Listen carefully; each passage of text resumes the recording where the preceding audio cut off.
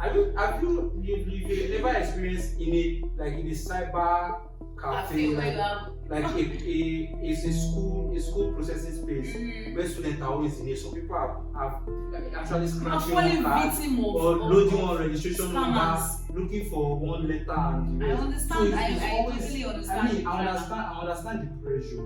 But when you see that admission is something you are expecting and you are not getting if you are not getting it through your email, through your email, forget it. Now this thing it's been popping for a while now, and this been for years now. Like actually that's cool. So this Biafra thing, like the Eastern people, the Igbos, have been hearing it from childhood. They always want to have their own habitat, their dwelling place, like they want to belong.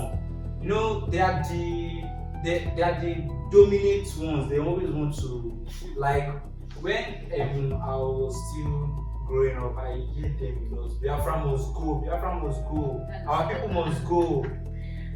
Let my people go. That is how it's just like that. Hi viewers, on another episode of 30 Minutes with Non-Expert today. Let's get you updated. The news are within your fingertips. Let's bring viral stories to you. Let's dig it. Let's untwist the trend. Be right back with you. Stay with us.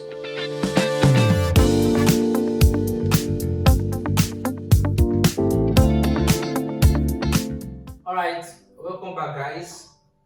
I remain your host for today. I'm Richard. So, on the first blog right now, dailyfocus.ng.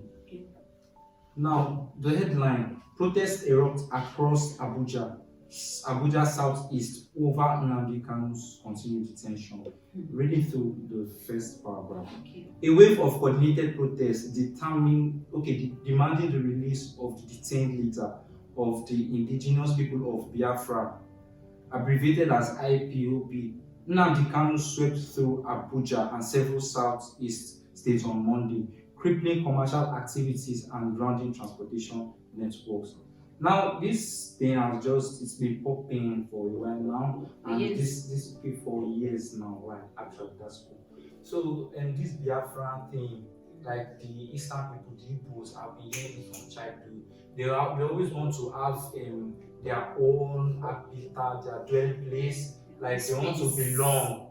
You know, they are the dominant ones. They always want to, like when I was still growing up, I hate them a lot. Biafra must go, our people must go. Let my people go. That is how it's just like that. It's like an heritage that they have been fighting for.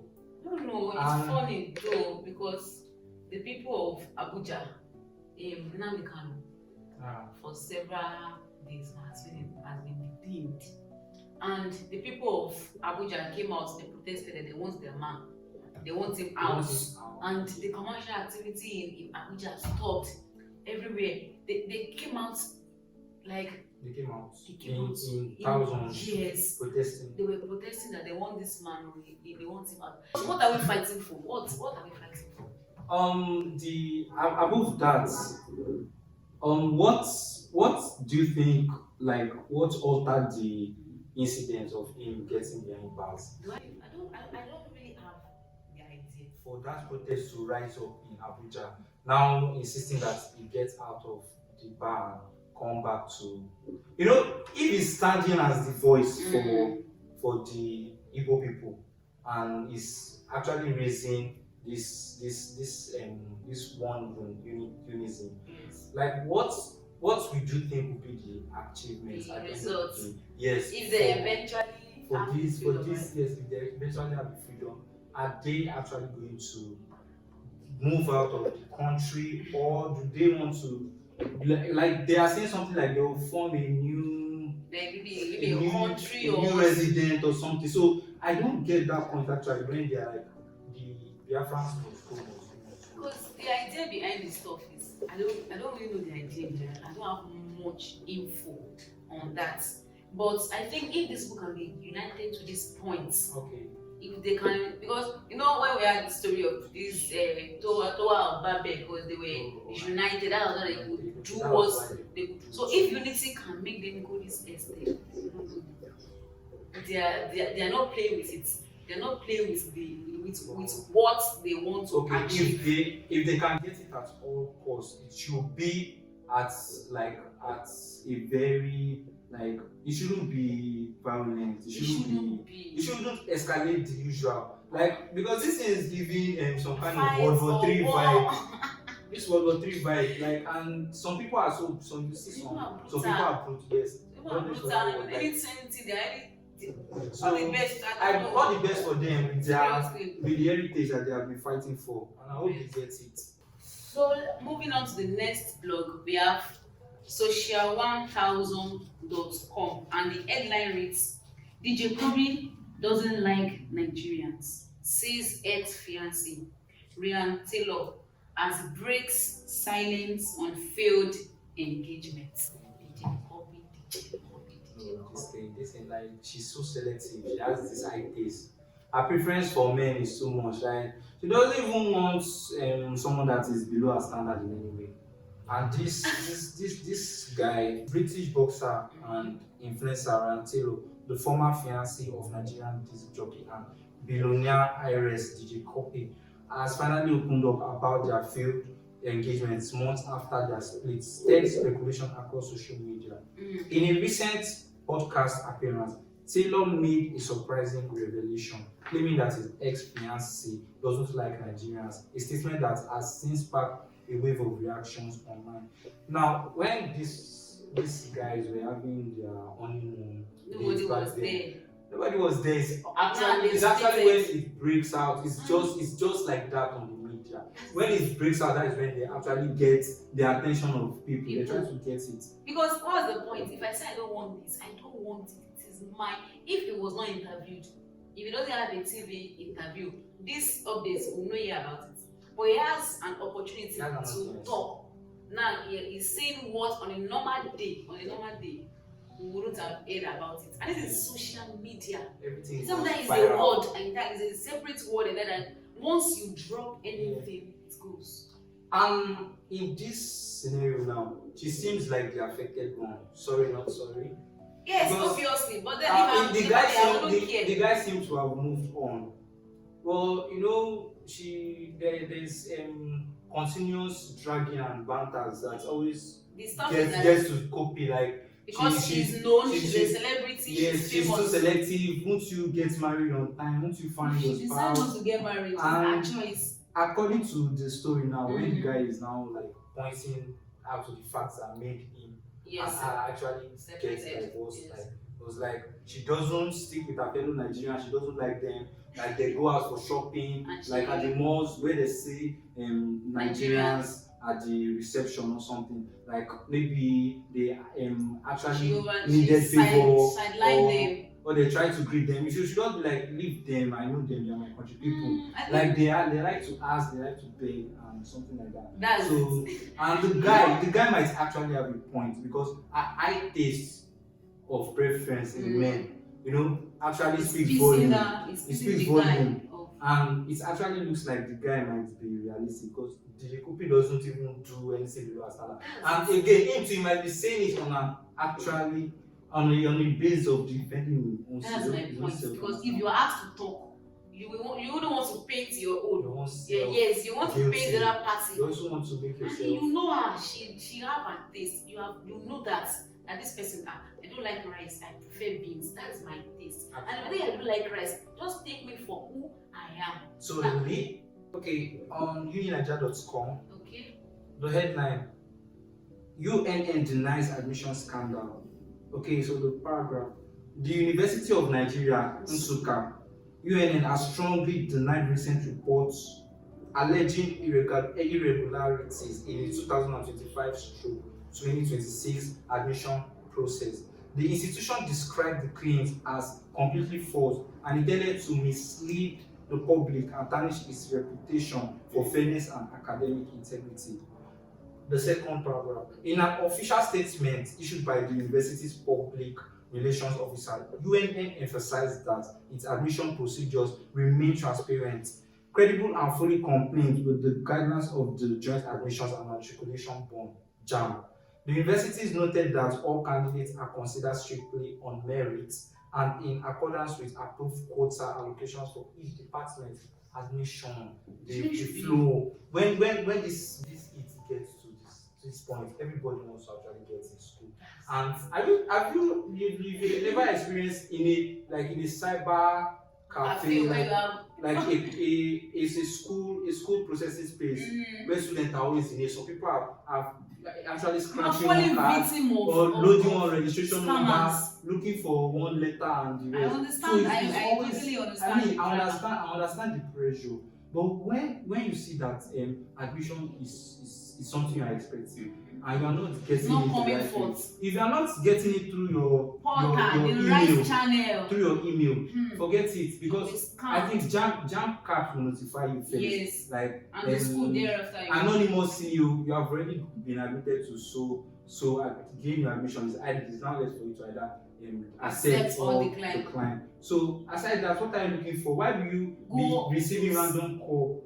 It's just like people randomly calling and pretending to school will never call you that they are doing admission. Call you for whatever they want to call. We have thousands of students that want to admission. How many people they want to call? So out there, if you are waiting for admission or you are aspiring, don't be in haste. Don't refer any number, don't take any code. Because you'll be scammed. The university has stand out to maintain their integrity. And I love what the school will not ask you for any personal information aside from JAMB giving you the info and your email. The email is enough. You get it.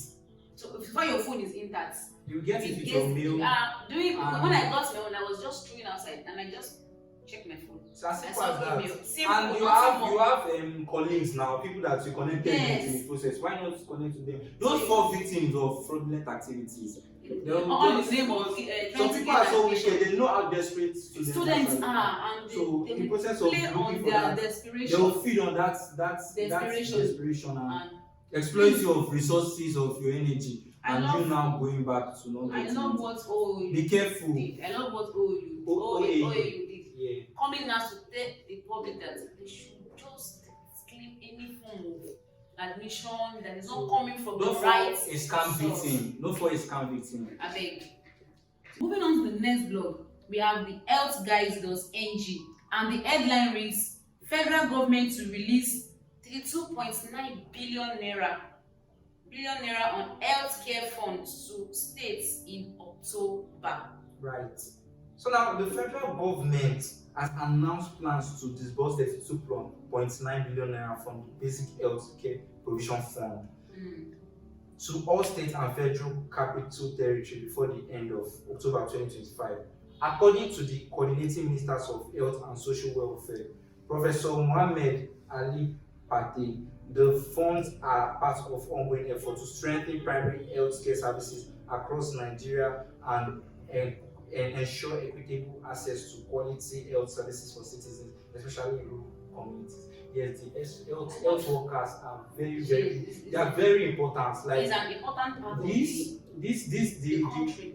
health factor have to run because. And I love this initiative. In the night, people visit the hospital. Some people just have random calls. Some people just consume what they're not supposed to consume. Some people are also in labor like midnight. So it can happen anytime. And the health sector is to run 24 hours. So now imagine them not getting the facility they require. Yes, and I love this initiative. So it's just like the voice of the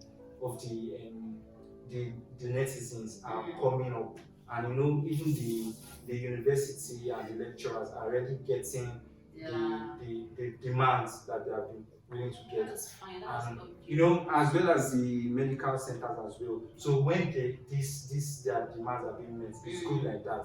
So this morning now, like these funds will go a long way. Seriously, it has to go the right way. For rehabilitation processes, for whatever. Yes, because we are in Nigeria, because we hear that like it's busting 100 million, we are only 300 million, and then actually you will just hear that and feel nothing will happen. But then we are pleading that this money should go the right channel. Should be used for the purpose in which it is going to be used for. When they disburse this money, it's left for the FG to give the announcement of it. So once they have done it, it's not within their own Education again. So it's now left to those Health, people yes, like to who the that health, is the concerned. health sector and the rest. And there are also health leaders as well Yes. in the nation. So when this thing undergoes different process of disbursement, different transportation means you'll be in one story touch another story touch. But let this one just go around because the health sector must run, very important. Because what is life without health? Health is wealth. Health is we wealth all know. though. So I believe the money will be used for the right thing. It I should. just believe so. Definitely. So let's move. So the next blog, standardmirror.ng. The headline: Case Dorito tweets trends. Rising Afrobeat sensation K has once again stirred the digital pot, this time with nothing more than a puzzling 3-word tweet. On Sunday evening, the Jolly hitmaker took to X, formerly known as Twitter, and posted "OK" and a caption Dorito. Now the tweet went viral. It generated about 200,000 likes and it kept fans guessing and this Dorito that you went to capture now, is it an upcoming unreleased song, or is it an EP on an album? But it just kept them guessing. And that's the strategy. People he had the mindset of making people guess. Yeah, and that's putting their guesses, like their own time, investing their time in his own platform. The entertainment industry, you have to be consistent. You have to keep your name going. Because you cannot, even if it's to use somebody to trend, they can trend so that people will still wake up tomorrow and say, this guy still pop up on my reel today. Yeah. So on the next blog, tassistedaily.com, the headline: Armed robbers attack OAU student hostels. 2 injured as fear mounts over missing students. Okay. That's a lot. So in OAU, Obafemi Awolowo University, students cried out from the points and the hostel, and they were trying to get the attention of the security. Overnight they got robbed, and the missing items were known to be phones and MacBook laptops. Along the line, the students tried to chase after the robbers. Yes, those armed guys. They actually they came with guns.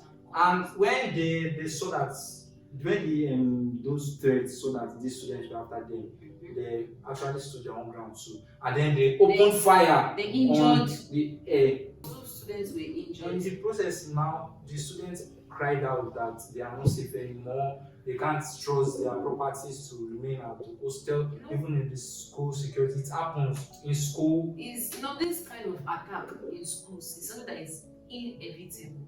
And I want the bodies that are coordinating universities should look into this matter. When I was in school, I remember a lot of things happened. And when students are not safe in their hostels, it's not something that is very interesting to hear. Actually, parents are at home or to receive a call that your child is injured or has been attacked, or one thing or the other has happened to the child. This one happened in Moremi hostel, off campus. It's actually off campus.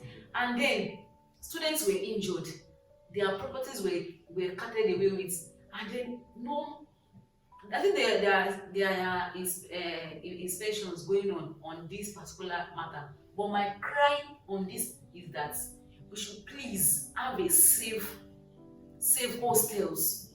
Even sometimes school hostels, they're not 100% safe. They say people like, I'm in school hostel, I'm safe. Most times things happen in school hostels.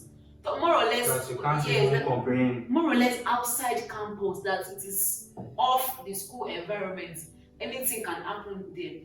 Please, our life, students' life are very good. I should go to school and come back safe without coming back with one injury or one story or the other. And I believe our governments will look into this. Security needs to be tight, to be double, triple. It's not just what are you calling them? student, you are the one that went to school, and this local. you have people waiting for you to come up now, with evidence. Parents are waiting. You have to come up with evidence. So not to receive a call that I'm this, I'm that, and God forbid.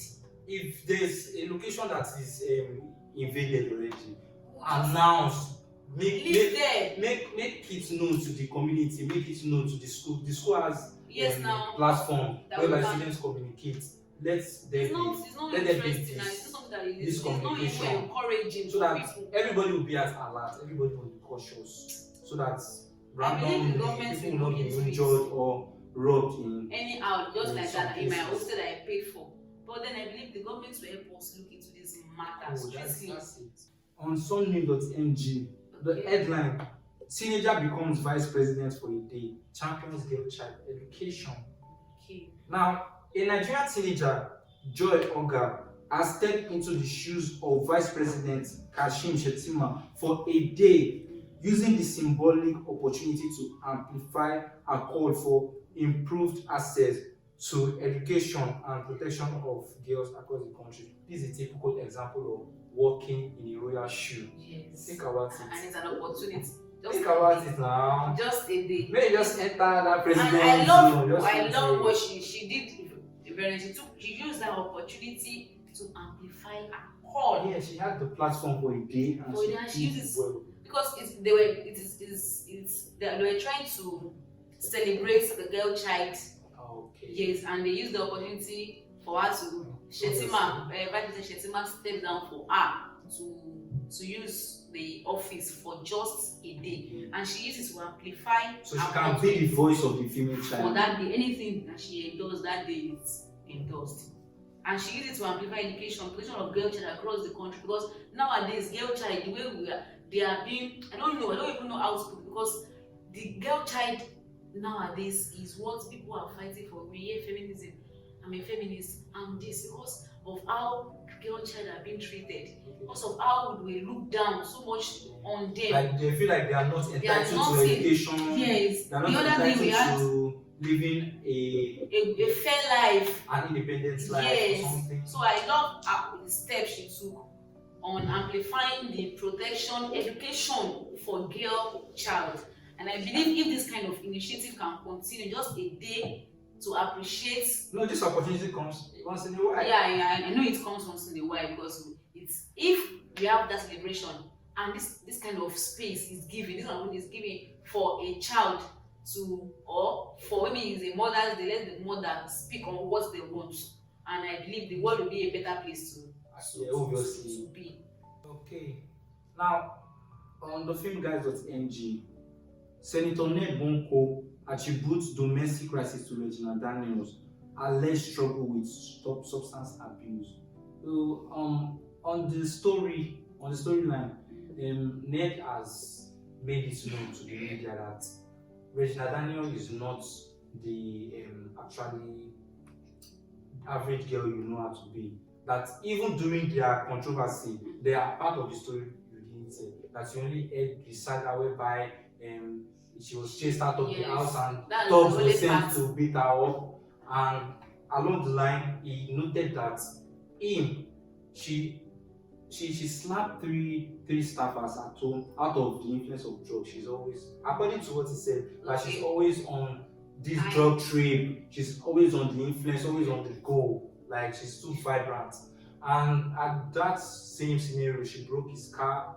Like she threw objects on the drug, and him too, he took the platform. So now this thing are contradicting. You do not know. The story is not story. To start with. The story is not more interesting now, because we are hearing different points, but different opinions. Now we know Ned now. We know, and Regina got married to this man when she was actually very young.